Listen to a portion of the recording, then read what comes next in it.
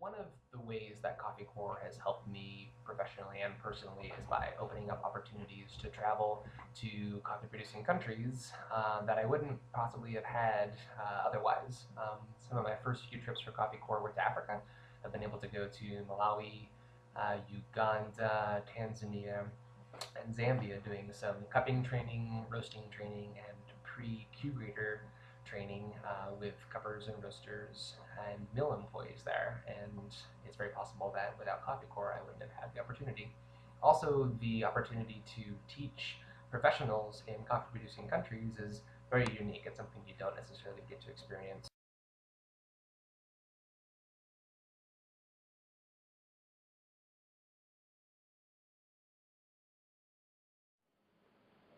I think one of the essential things that CQI does is they can they can identify a need. They can see where there's a need for training in barista skills or in cupping or in whatever that particular region is lacking, and they find the right people and they put them in the right places. I think if anything, that's the signpost of what CQI is doing amazingly well at, and it's been an absolute honor and privilege to be able to help them out with that. Coffee Corps can affect the specialty coffee industry on a whole by basically improving the skills of professionals around the world, especially on the producing end. Coffee Corps volunteers working in cupping and roasting training can absolutely help improve quality control systems on the producing and supply end. Also, helping producing countries develop their internal consumption, increase awareness and quality of coffee that is consumed internally can help improve those markets there as well.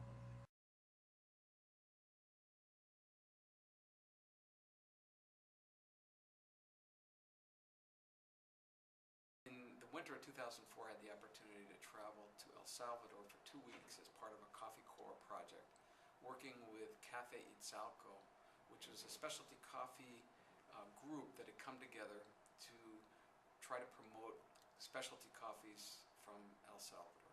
But it was a wonderful opportunity to meet some wonderful people in different parts of the country, different types of farm organizations, different capacities for processing and but all with the goal of meeting quality standards that had been set by Cafe Itzalco for export. And I've been a volunteer on several occasions for Coffee Corps, and I just wanted to share some of my experiences that I've had working with this program, most notably in East Africa and Rwanda.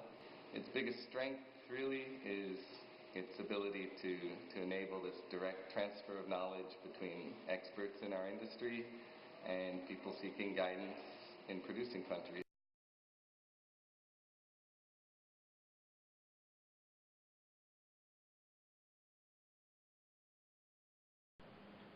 Consumption in producing countries globally is on the rise. It's a huge thing. This is an unprecedented opportunity for us to reach out there and to really start to work with coffee culture as the seeds essentially being planted. Um, Nobody's doing that aside from CQI.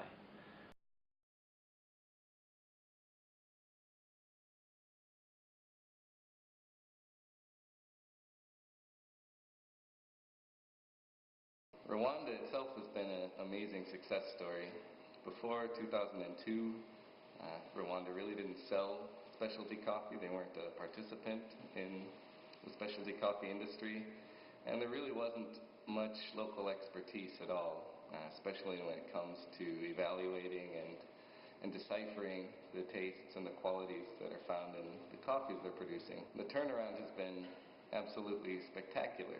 Rwanda, in a very short period of time, became the first and still the only country in East Africa to host a Cup of Excellence.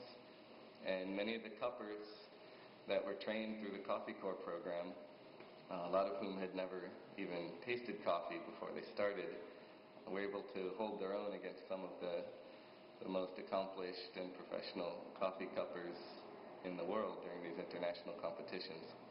It was an amazing thing to see. And these cuppers today are the backbone, really, of the specialty coffee industry in Rwanda.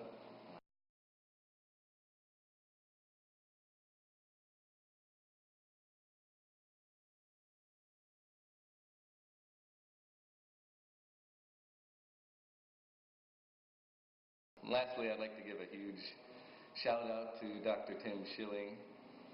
He's really the one that originally saw the need for cupper training in Rwanda. He's one of the people who recruited me there, and he's somebody who's poured everything he had into the development of the local industry there.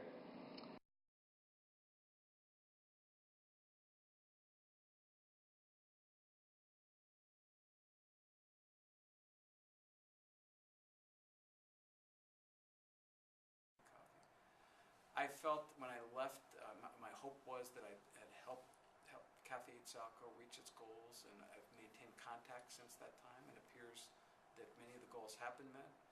But when I left, I also felt that I was taking with me more than I had left, that I'd made wonderful new friends, wonderful new country for me, and I really look forward to maintaining these friendships and to getting back to work in El Salvador, hopefully sometime in the near future. It's been a very personally gratifying experience for me.